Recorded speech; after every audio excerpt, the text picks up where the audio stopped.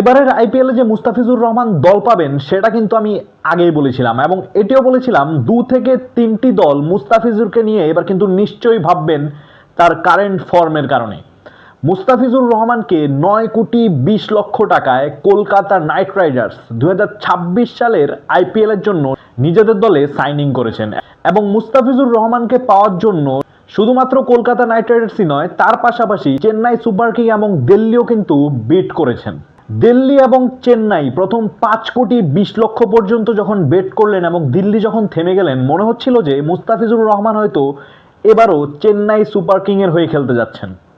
কিন্তু ঠিক সে সময় কলকাতা নাইট রাইডার্স বিটে অংশ নেয় এবং সেখান থেকে মুস্তাফিজুর রহমানকে কলকাতা নাইট রাইডার্স 9,20,00,000 টাকায় নিজেদের দলে নিয়েছেন, যা কিনা বাংলাদেশি টাকায় প্রায় 12,50,00,000 টাকা। বাংলাদেশি প্লেয়ারদের মধ্যে সবচেয়ে বেশি পারিশ্রমিক নিয়ে আইপিএল খেলা প্লেয়ার হিসেবে নিজের নাম লেখালেন মুস্তাফিজুর রহমান, এবং কলকাতা নাইট রাইডার্স কিন্তু মুস্তাফিজকে নিয়ে আগে থেকেই ভেবে এসেছিলেন। এবং একটা জিনিস নিয়ে আফসোস হচ্ছে, মুস্তাফিজুর নামটা কেন আগে তোলা হয়নি। আমি একটা জিনিস আপনাকে শিওরভাবে বলতে পারি, পাথিরানার সময় যদি মুস্তাফিজুর নামটা বেটে আসতো, মুস্তাফিজুরের দামটাও 12-14 কোটি পার করত।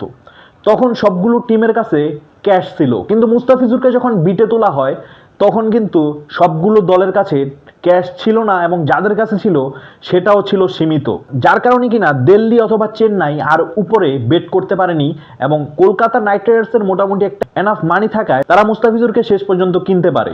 কলকাতা নাইট রাইডার্স এই পাথিরানা এবং মুস্তাফিজকে দলে নিতেই টোটাল 27 কোটি টাকা খরচ করছে। পাথিরানাকে নিচে 18 কোটি টাকা দিয়ে এবং মুস্তাফিজুর রহমানকে নিল 9,20,00,000 দিয়ে। এবং মুস্তাফিজ এবং পাথিরানার জুটি কিন্তু আমরা চেন্নাই সুপার কিংসেও দেখছি, তারা কিন্তু অসাধারণ স্পেল করে দুজন মিলে। তাদের দুজনের সম্মিলিত পেস অ্যাটাকটাও কিন্তু দেখার মতো হবে।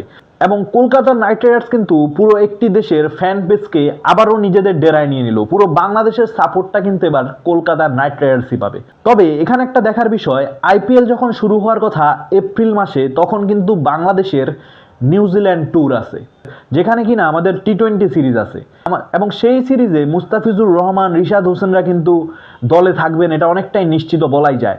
সেই ক্ষেত্রে আমাদের প্লেয়াররা কি এনওসি পাবেন কি পাবেন না সেটা নিয়েও কিন্তু একটি শঙ্কা দেখা দিচ্ছে।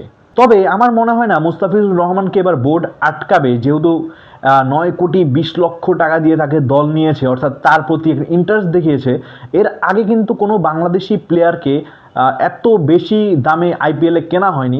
সাকিবকে একবার 4 কোটি সামথিং দিয়ে কেনা হয়েছিল, কিন্তু এর উপরে কিন্তু কোনো প্লেয়ার চায়নি।